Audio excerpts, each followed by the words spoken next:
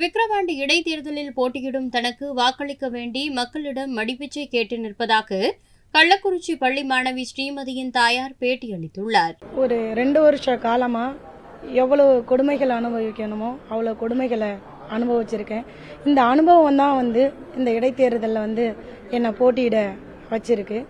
மக்களுக்கு நம்ம சேவை செய்யணும் அப்படின்னு நம்ம நினைக்கிறோம் அப்படின்னா ஒரு சாதாரண மக்களா இருந்து யாருக்கும் சேவை செய்ய முடியாது. மக்களுடைய அதிகாரம் இருந்தா நம்ம நிறைய மக்களுக்கு சேவை செய்யலாம். எங்களுடைய முழு நோக்கமே மக்களுக்கு சேவை செய்யணும். நான் பட்ட இன்னல்களையும் துன்பங்களையும் மக்கள் படக்கூடாது அப்படின்ற ஒரு முழு நோக்கத்தோடு இந்த இடைத்தேர்தலில் போட்டியிட விக்கிரவாண்டி தொகுதியில மக்கள் முன்னாடி நிக்கிறேன்.